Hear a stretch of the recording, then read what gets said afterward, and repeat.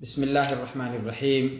الحمد لله رب العالمين والعاقبة للمتقين والصلاة والسلام على أشرف الأنبياء والمرسلين نبينا محمد وعلى آله وصحبه ومن تبعهم بإحسان إلى يوم الدين. أما بعد، عن حذيفة بن اليمان رضي الله عنه قال: كان الناس يسألون رسول الله صلى الله عليه وسلم عن الخير وكنت أسأله عن الشر مخافة أن يدركني. رواه البخاری و مسلم. معزز ناظرین، اسلامی بھائیوں، عزیز ساتھیوں، مشاہدین کرام، خواتین و حضرات، تمام قسم کی تعریف، بڑائی، کبریائی رب ذوالجلال کے لیے ہے، جس نے ہمیں پیدا فرمایا. بے شمار درود و سلام نازل ہو پیارے حبیب جناب محمد رسول اللہ صلی اللہ علیہ وسلم پر، جن کے ذریعہ ہمیں راہ حق کی رہنمائی فرمائی. اللہ رب العزت نے جن کے ذریعہ ہمیں راہ حق کی رہنمائی فرمائی، صلی اللہ علیہ وسلم. معزز ناظرین، مشاہدین کرام، آج کا یہ جو مہینہ سایہ فگن ہے، عربی کیلنڈر کا 8واں مہینہ، جسے شعبان کے نام سے جانا جاتا ہے اور جس کا نام شعبان ہے. اور اس شعبان کے معاً بعد جو مہینہ طلوع ہوگا وہ مہینہ ہے رمضان کا مبارک مہینہ. اور اس رمضان کے مبارک مہینے کے لیے آج ہی سے ہمیں تیاری کی ضرورت ہے. اور کیوں نہ ہو، ہمارے پیارے حبیب جناب محمد رسول اللہ صلی اللہ علیہ وسلم بھی مبارک مہینہ رمضان کا مہینہ آنے سے قبل اس مبارک مہینے کی تیاری کیا کرتے تھے. اور ان تیاریوں میں سے اس سے گزشتہ کی نشست میں آپ کے سامنے بات رکھی گئی تھی. حدیث کی روشنی میں اللہ کے رسول صلی اللہ علیہ وسلم کا عمل اس شعبان کے مہینے میں کیا ہوتا تھا کہ آپ صلی اللہ علیہ وسلم کثرت سے روزہ رکھا کرتے تھے، تاکہ آپ رمضان کا مہینہ، جو پورے مہینے کا روزہ فرض ہے، اس کا عادی بدن، جسم اس کا عادی ہو جائے، طبیعت روزہ رکھنے کا عادی ہو جائے، تاکہ فرض روزے میں کہیں کوتاہی اور کمی اور خلل واقع نہ ہو. تو یہ تیاری تھی نبی پاک صلی اللہ علیہ وسلم کی. اور اس شعبان کے مہینے میں آپ صلی اللہ علیہ وسلم نفلی روزہ کثرت سے رکھتے تھے، تاکہ فرض روزے میں کوتاہی اور کمی اور خلل کا احساس نہ ہو. معزز ناظرین، یہ شعبان کا مہینہ، لیکن اس مہینے کے تعلق سے ہم اسوہ نبی سے ہٹ کر کے بہت دور، آج ہمارا سماج، ہماری سوسائٹی بہت دور نظر آتی ہے.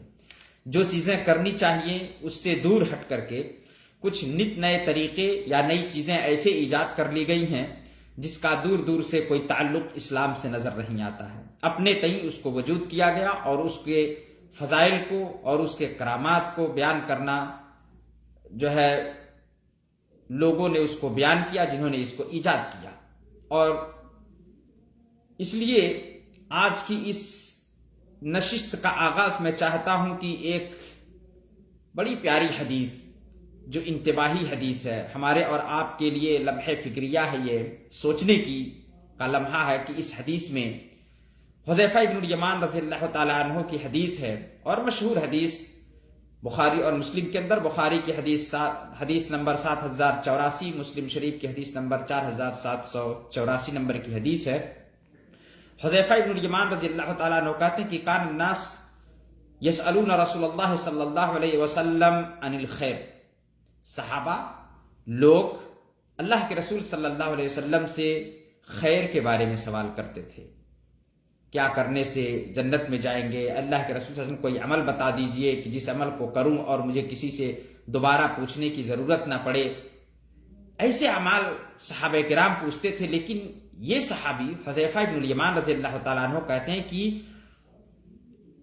وَكُنْتُ أَسْأَلُهُ عَنِ الشَّرِّ، لیکن میں اللہ کے رسول صلی اللہ علیہ وسلم سے شر کے بارے میں سوال کرتا تھا، شر کے بارے میں پوچھتا تھا. کیوں؟ اس کی وجہ انہوں نے بتائی، کہا کہ مخافۃ ان یدرکنی، تاکہ اس ڈر سے کہ کہیں وہ شر آ کے ہمیں اپنے گھیرے میں نہ لے لے، اپنے چپیٹ میں نہ لے لے اور میں اس سے متنبہ نہ رہوں. اس لیے اللہ کے رسول صلی اللہ علیہ وسلم سے اس شر کے بارے میں جو واقع ہوں گے، اس شر کے بارے میں اللہ کے رسول صلی اللہ علیہ وسلم سے سوال کرتا تھا. معزز ناظرین، کیا خیر ہے کیا شر ہے؟ خیر ہے اللہ کے رسول صلی اللہ علیہ وسلم کا عمل، آپ صلی اللہ علیہ وسلم کی حدیث، آپ صلی اللہ علیہ وسلم کے صحابہ کا قول و کردار، آپ صلی اللہ علیہ وسلم کا قول و کردار. اور شر کیا ہے؟ اس سے ہٹ جانا، جسے بدعت سے موسوم کیا اللہ کے نبی صلی اللہ علیہ وسلم نے، اور کہا کہ کل محدثۃ بدعہ، ہر نئی چیز دین کے اندر بدعت ہے. اللہ کے نبی صلی اللہ علیہ وسلم نے کہا کہ من عمل عملا لیس علیہ امرنا فہو رد، جس نے کوئی بھی کام کیا اور اس پر میری مہر ثبت نہیں ہے، یعنی میرا حکم اس پر ثابت نہیں ہے، تو کہا فہو رد، تو وہ ردی ٹوکری میں پھینک دیا جائے گا، وہ مردود ہوگا، وہ بیکار ہوگا. ہم آج کچھ ایسے ہی خیر اور شر میں تمیز کیے بغیر آج ہماری سوسائٹی، آج تقریباً لوگ ایسے ہی راستے پر چل پڑتے ہیں جس کا جو ہے خیر اور شر میں تمیز نہ کرنے سے جس کا نقصان یہ ہوتا ہے کہ ہم بدعت کی طرف چل پڑتے ہیں. تو ضروری ہے کہ ہم جانیں کہ بدعت کیا ہے. اس شعبان کے مہینے میں خصوصی طور پر جن چیزوں کا ایجاد کیا گیا ہے عبادت کے نام پر، اس کی اہمیت اور فضیلت کو اجاگر کیا جاتا ہے، بتایا جاتا ہے اور کیا جاتا ہے اور کرایا جاتا ہے. یہ تمام چیزیں جبکہ وہ بدعت ہیں اور اللہ کے رسول صلی اللہ علیہ وسلم سے جو عمل آپ کی سنت سے ثابت نہ ہو، آپ کے قول و کردار سے ثابت نہ ہو، وہ بھلا اسلام کا حصہ کیسے ہو سکتا ہے؟ اسلام کا حصہ کیسے ہو سکتا ہے؟ کیسے اس میں نیکی اور ثواب ہو سکتی ہے؟ کیسے اس پر اجر ملے گا جب نبی پاک صلی اللہ علیہ وسلم کے اسوہ سے ہٹ کر کے وہ عمل ہو؟ آئیے اس شعبان کے مہینے کی خصوصی تاریخ جو اس میں نے بتایا، اور اس سے گزشتہ نشست میں آپ کے سامنے بات واضح کی گئی تھی کہ صحیح حدیث کی روشنی میں اللہ کے رسول صلی اللہ علیہ وسلم کا عمل یہ تھا کہ اس شعبان کے مہینے میں کثرت سے نفلی روزہ رکھتے تھے. لیکن کیا کسی خاص دن روزہ رکھتے تھے؟ اگر نبی صلی اللہ علیہ وسلم سے کسی خاص دن روزہ رکھنے کا ثبوت نہیں ہے تو ہم اپنی طرف سے صرف 15ویں شعبان کی 15ویں تاریخ کو ہم روزہ رکھنا اور رات میں جاگنا، قبرستان پر جانا، چراغاں کرنا، جلسے جلوس اس خصوصیت کے ساتھ کرنا کہ اس میں زیادہ اجر و ثواب ہے، یہ ہمیں حق کہاں سے ملا؟ جب نبی صلی اللہ علیہ وسلم نے نہیں کیا، صحابہ کرام نے نہیں کیا، خلفائے راشدین نے نہیں کیا، تو ظاہر ہے کہ اگر یہ بات اگر ثابت ہے کہ نبی صلی اللہ علیہ وسلم کثرت سے اس مہینے میں روزہ رکھتے تھے، تو اگر 15 تاریخ کو آپ خصوصی روزہ رکھتے ہوتے تو ضرور حدیث کے اندر یہ چیز بھی نقل ہوتی اور یہ چیز وارد ہوئی ہوتی. لیکن اس کا کہیں کوئی ثبوت نہیں ہے، بلکہ اس کے برعکس ابو ہریرہ رضی اللہ تعالیٰ عنہ کی روایت ہے ابو داؤد کے اندر، اور علامہ البانی نے اس حدیث کو صحیح بھی کہا ہے. ابو ہریرہ رضی اللہ تعالیٰ عنہ کہتے ہیں کہ ان رسول اللہ صلی اللہ علیہ وسلم قال اذا انتصف شعبان فلا تصوم، جب شعبان آدھا ہو جائے تو تم روزے نہ رکھو. اور عجیب حال ہے، یہ حدیث صراحت کرتی ہے، صحیح حدیث ہے، اور یقیناً جو اللہ کے نبی صلی اللہ علیہ وسلم اس شعبان کے مہینے میں روزہ رکھتے تھے تو اس کا مقصد یہ ایک تو عبادت تو ہے ہی، سنت ہے، کوئی شک نہیں ہے، کسی بھی دن روزہ رکھیے شعبان کے مہینے میں، لیکن کسی خاص تاریخ کو روزہ رکھنا منع. اور خصوصی طور پر جو آج 15ویں شعبان کو روزہ رکھا جاتا ہے دن کے اندر، اگر 15 شعبان کی تاریخ کا خصوصی طور پہ روزہ رکھتے ہیں تو اس حدیث کو آپ اپنے سامنے رکھیں. اللہ کے نبی صلی اللہ علیہ وسلم نے کہا کہ انتصف شعبان فلا تصوموا، جب آدھا رمضان ہو جائے تو روزہ مت رکھو، روزہ مت رکھو، اور آپ اسی دن خصوصی طور پہ روزہ رکھنا شروع کریں. تو یقیناً نبی صلی اللہ علیہ وسلم کے قول سے آپ منحرف ہو رہے ہیں، یا تو جان بوجھ کر یا تو انجانے میں. اگر جان کر کے بھی اگر یہ حدیث آپ تک پہنچی، آپ نے جانا اور اس کے باوجود آپ اس 15 کی تاریخ کو روزہ رکھنا اہمیت اور فضیلت چہ جائے کہ اہمیت اور فضیلت اجاگر کر رہے ہیں. ہم منع ہے کہ اللہ کے نبی صلی اللہ علیہ وسلم نے کہا اذا انتصف شعبان فلا تصوموا، جب شعبان کا مہینہ آدھا گزرے تو اس آدھے شعبان سے روزہ نہ رکھو. دوسری حدیث جو اللہ کے نبی صلی اللہ علیہ وسلم سے شک کی بنیاد پر مروی ہے کہ شک کی بنیاد پر روزہ رکھنا رمضان سے پہلے 1 یا 2 دن کوئی بھی روزہ نہ رکھے. ہاں البتہ اگر روزہ رکھتا آیا ہے، سوموار کا دن ہے یا جمعرات کا دن ہے، اور اتفاق سے شعبان یا شعبان کا آخری دن یا رمضان سے 1 دن پہلے وہ دن موافقت کر گیا، تو اس بنیاد پر کہ وہ سنت روزہ ہے رکھتے ہوئے آیا ہے اس لیے وہ رکھ لے، اس لیے نہیں کہ شک کی بنیاد پر کہیں رمضان کے مہینے کا چاند نظر نہ آ گیا ہو اور ہمارا یہ روزہ چھوٹ جائے، اس لیے شک کی بنیاد پر 1 یا 2 دن پہلے احتیاط کے طور پر روزہ رکھنا نبی صلی اللہ علیہ وسلم نے منع فرمایا۔ اسی طرح سے نصف شعبان کے بعد روزہ منع فرمایا، اور آج جو 15 شعبان کی تاریخ کو اگر آپ روزہ رکھتے ہیں تو گویا اس حدیث کے مخالف ہیں۔ اللہ سے دعا کہ اللہ تعالی ہم سب کو اس سے بچائے، اور اس سے دور اور آگے بڑھ کر کے آج جو 15 شعبان کی رات کو دن میں روزہ رکھنا اس کی اہمیت اجاگر کرتے ہیں، اور رات میں خصوصی عبادت کو اہمیت دیتے ہیں۔ خصوصی عبادت یہاں تک کہ چراغاں جو کیا جاتا ہے، قبرستان پہ اسی دن جایا جاتا ہے، اگربتی، یہ ساری کی ساری چیزیں اسلام کی حد سے باہر ہیں۔ میرے عزیز ساتھیوں، مشاہدین کرام، غور کریں، اگر کیا ایسا ہوتا تو اللہ کے نبی صلی اللہ علیہ وسلم صحابہ کرام کو خصوصی طور پر اس 15 شعبان کی تاریخ کو اس سے محروم رکھتے، خود نہ جاتے اور خود صحابہ کرام کو اس پہ نہ ابھارتے؟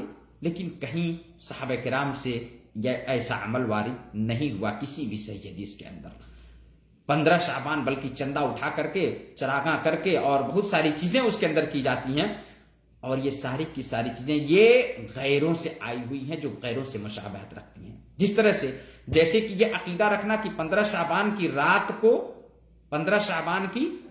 کو روحیں جو ہے قبرستان میں آتی ہیں اور ان کے نام پہ صدقہ خیرات کرنا،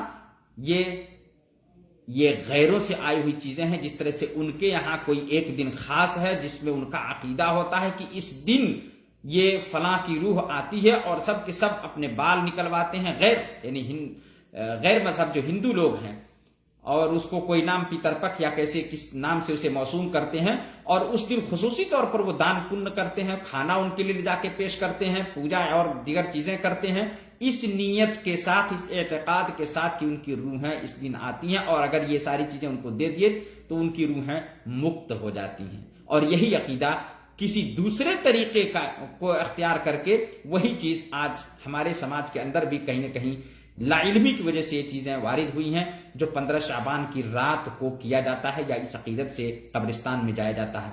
گویا یہ عقیدہ غیروں کا عقیدہ ہے، اور توڑ مروڑ کر کے اس کو اپنے عقیدے میں شامل کر لیا گیا۔ کچھ لوگوں نے اس کو جو ہے اس کی نشر و اشاعت کی، اس کو عام کیا اور خود کیا اور لوگوں سے کروایا، جبکہ قرآن و حدیث سے اس کا کوئی ثبوت نہیں ہے۔ اس لیے ضروری ہے کہ ہم ان چیزوں سے آگاہ رہیں، ہم متنبہ ہو جائیں۔